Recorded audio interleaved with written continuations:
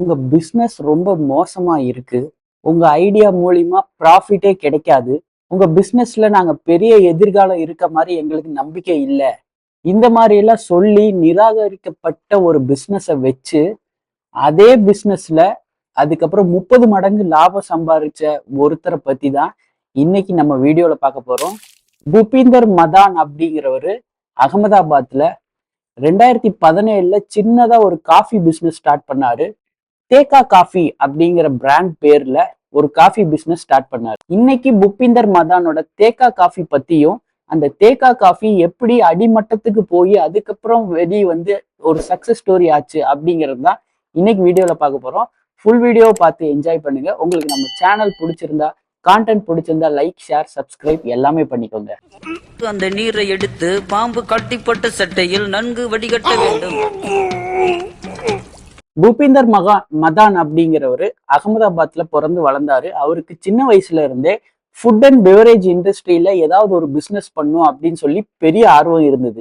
2017ல தேக்கா coffee அப்படிங்கிற coffee brand ஆரம்பிச்சிருக்காரு. முதல் 2 வருஷம் நல்லா தான் போச்சு. 1 கோடி ரூபா முதல் வருஷம், 2வது வருஷம் கிட்டத்தட்ட 1.25 கோடி ரூபா வருமானம் ஒரு வருஷத்துக்கு பண்ணியிருக்காரு. பிரச்சனை 2020ல தான் ஆரம்பிக்குது. ஆமாங்க, எல்லா சின்ன சின்ன பிசினஸ் மாதிரி இவரோட பிசினஸும் பேண்டமிக்னால, அதாவது கோவிட்னால பெரிய அளவுல அடி வாங்குது. ஸோ கோவிட் முடிஞ்சதுக்கு அப்புறம் இவர் என்ன பண்றாரு, இவர் பிசினஸுக்கான ஃபண்ட்ஸ் வந்து ரொம்ப கம்மியா இருக்கு. கோவிட்னால பெரிய பாதிப்பு அடைஞ்சதுனால அவரால் திரும்ப பிசினஸ் பண்றதுக்கு பெரிய அளவுல அவர்கிட்ட பணம் இல்லை. இப்பதான் இவர் என்ன பண்றாருன்னா, ஹிந்தியில ஷார்க் டேங்க் அப்படிங்கிற ஷோவுக்கு அப்ளை பண்றாரு. இந்த ஷார்க் டேங்க் ஷோ எதுக்குன்னா, அப்கமிங் பிசினஸ் மேனுக்கு அதுல போயிட்டு அவங்களோட பிசினஸ பத்தி தெளிவா விளக்கம் கொடுத்து, எங்களுக்கு இவ்வளவு பணம் தேவைப்படுது, நாங்க இந்த அளவுக்கு ஒரு கம்பெனியா வருவோம் அப்படின்னு அவங்க விளக்கம் கொடுத்து, அது வந்து ஜட்ஜஸ்க்கு பிடிச்சிருந்தா ஜட்ஜஸ் வந்து அந்த பிசினஸ்ல பணத்தை இன்வெஸ்ட் பண்ணுவாங்க.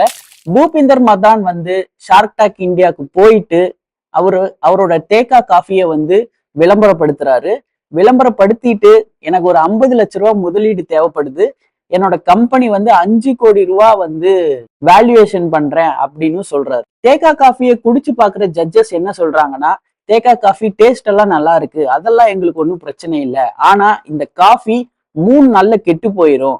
அப்படி இருக்கும்போது எங்களால இந்த காஃபில இன்வெஸ்ட் பண்ண முடியாது. ஏன்னா வெறும் 3 நாள் ஷெல்ஃப் லைஃப் இருக்க ஒரு ப்ராடக்டை நீங்க வேக வேகமா சேல் பண்றதுங்கிறது ரொம்ப கஷ்டமான விஷயம் அப்படின்னு சொல்லி அவருக்கு அன்னைக்கு 1 ரூபா கூட யாருமே இன்வெஸ்ட் பண்ணல.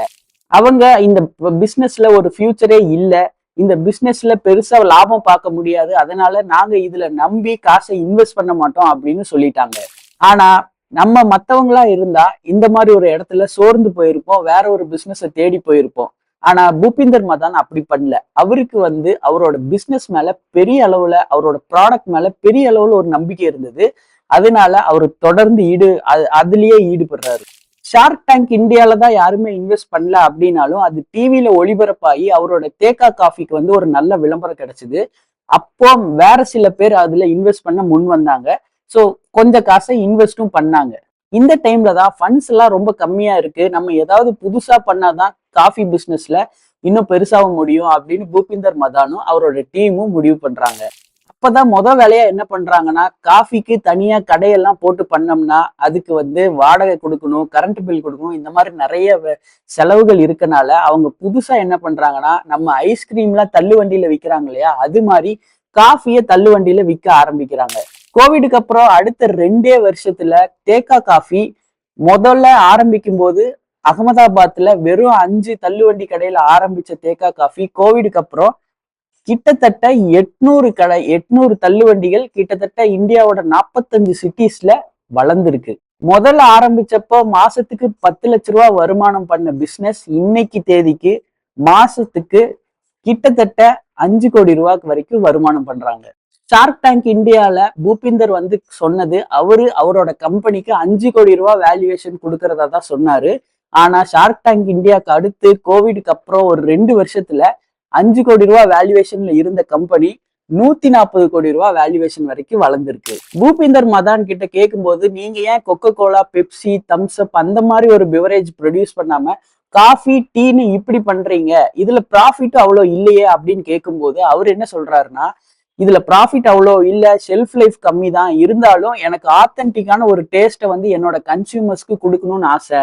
அதனாலதான் நான் வந்து காஃபி டீ மாதிரியான ஒரு ஐட்டத்தை செலக்ட் பண்ணியிருக்கேன் அப்படின்னு சொல்றாரு. தேக்கா காஃபி வெறும் 2000 பாட்டில் ஒரு நாளைக்கு வித்துட்டு இருந்தாங்க. ஆனா இன்னைக்கு 20,000 பாட்டில் ஒரு நாளைக்கு வித்துட்டு இருக்காங்க. வெறும் 5 எம்ப்ளாயியோட ஸ்டார்ட் பண்ண தேக்கா காஃபி இன்னைக்கு கிட்டத்தட்ட 150 எம்ப்ளாயிஸ் ஒர்க் பண்ணிட்டு இருக்காங்க. அகமதாபாத்ல வெறும் 5 இடத்துல தள்ளுவண்டி கடையில ஆரம்பிச்ச தேக்கா காஃபி இன்னைக்கு 45 சிட்டிஸ்ல 80 லொகேஷனுக்கு மேல இயங்கிட்டு இருக்காங்க. இது எல்லாத்தோட ஒரு பெரிய விஷயம் என்னன்னா, இவங்களோட சக்சஸ் ஸ்டோரி வந்து IIM அகமதாபாத்ல ஸ்டூடெண்ட்ஸுக்கு ஒரு கேஸ் ஸ்டடியாவும் வச்சிருக்காங்க. எல்லாரும் இவரோட ப்ராடக்ட் வந்து போகாது, ஒர்க் ஆகாதுன்னு சொன்னப்ப புபிந்தர் வந்து சோர்வடையாம அவரோட ப்ராடக்ட் மேலேயும் அவரோட ஐடியா மேலேயும் இருந்த நம்பிக்கையை தான் முழுசா நம்பினாரு.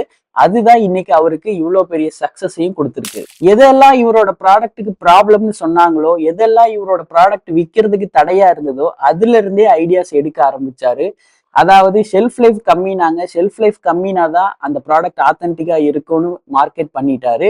ஷார்க் டேங்க் இந்தியால அவருக்கு இப்ப முதலீடே கிடைக்கல அப்படின்னப்பவும் அவரு வந்து ஷார்க் டேங்க் இந்தியால நாங்க ஒரு பிளேஸ்மெண்டா இருந்தோம், நாங்க ஒரு பார்ட்டா இருந்தோம் அப்படிங்கிறதையே ஒரு விளம்பரமா பண்ணி அவரோட காஃபியை வித்தாரு. பூபிந்தர் மதானோட ஸ்டோரியில இருந்து நம்ம தெரிஞ்சுக்க வேண்டியது ஒரே ஒரு விஷயம்தான். அது என்னன்னா, நமக்கு எவ்வளவுதான் ஷார்ட் கம்மிங்ஸோ ஃபெயிலியர்ஸோ எது வந்தாலும் நம்ம பிலீவ் பண்ண வேண்டியது நம்ம ஐடியா மேல மட்டும்தான். வேறவங்க எல்லாம் என்ன சொல்றாங்க, மத்தவங்க என்ன சொல்றாங்கன்னு நம்ம யோசிச்சுட்டு இருக்க வேண்டியதே கிடையாது. அடுத்தது என்னன்னா, நிறைய தடைகள் வரும். எவ்வளவு தடைகள் வந்தாலும் எல்லாத்துக்குமே சிம்பிள் சொல்யூஷன்ஸ் இருக்கு. நம்ம பொறுமையா யோசிச்சு பார்த்தாவே தெரிஞ்சிடும். இன்னைக்கு எபிசோட்ல பூபிந்தர் மதானோட தேக்கா காஃபி பத்தி நான் நிறைய இன்ஃபர்மேஷன் உங்களுக்காக ஷேர் பண்ணியிருந்தேன். உங்களுக்கு இந்த வீடியோ பிடிச்சிருந்தா லைக், ஷேர் அண்ட் சப்ஸ்கிரைப் பண்ணிக்கோங்க. நம்ம சேனல்ல தொடர்ந்து ஹெல்த் பத்தியும், லைஃப் ஸ்டைல் பத்தியும், ஸ்டார்ட் அப்ஸ் பத்தியும் நிறைய வீடியோஸ் வந்துட்டே இருக்கு. தொடர்ந்து சப்ஸ்கிரைப் பண்ணி வச்சுக்கோங்க. நிறைய இன்ஃபர்மேஷன் தெரிஞ்சுக்கோங்க. Thanks a lot.